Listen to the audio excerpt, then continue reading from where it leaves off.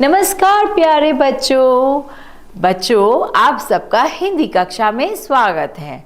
हिंदी वर्णमाला के संयुक्त व्यंजनों के बारे में मैं आपको जानकारी दे रही हूँ। पहला संयुक्त व्यंजन है क्ष। उसके बाद हमने सीखा त्र के बारे में। आज हम अगला संयुक्त व्यंजन ज्ञ के बारे में जानकारी प्राप्त करेंगे।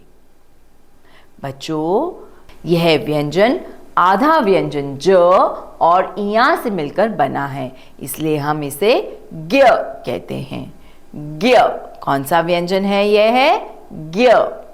ज्ञ ज्ञ से ज्ञानी।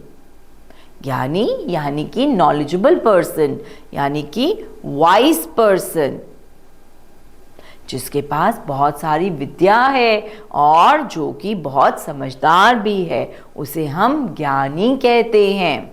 ज्ञ से ज्ञाप्ति। ज्ञाप्ति यानी कि नोटिस बोर्ड, जहाँ पर आपको बहुत सारी इंफॉर्मेशंस मिलती हैं, उसे हम कहते हैं, या ज्ञान मिलता है, उसे हम कहते हैं ज्ञाप्ति। ज्ञ से ज्ञानी।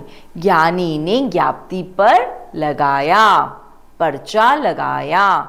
ज्ञ से ज्ञानी। ज्ञ से प्रतिज्ञा। ज्ञ से प्रतिज्ञा।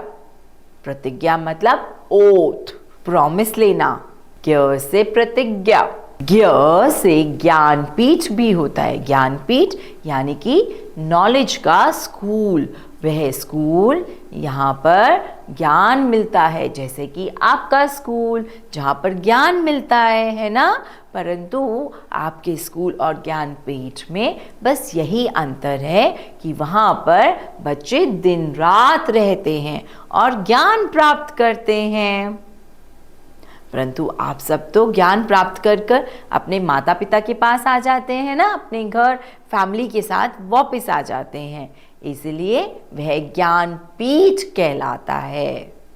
ज्ञ से ज्ञानकोश। ज्ञानकोश यानी कि बुक, जिसके अंदर बहुत सारा ज्ञान दिया होता है। ज्ञ से ज्ञानकोश। ज्ञ से विज्ञान भी होता है। विज्ञान यानी कि साइंस।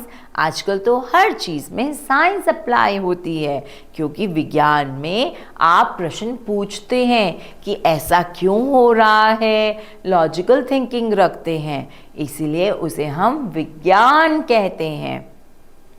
बच्चों, ज्ञ से शुरू में भी अनेक शब्द बनते हैं और ज्ञ जब बीच में दो अक्षरों के बीच में आता है तो भी अनेक शब्द बनाता है, जैसे कि विज्ञान। मैं आपसे अगली कक्षा में फिर मिलूंगी।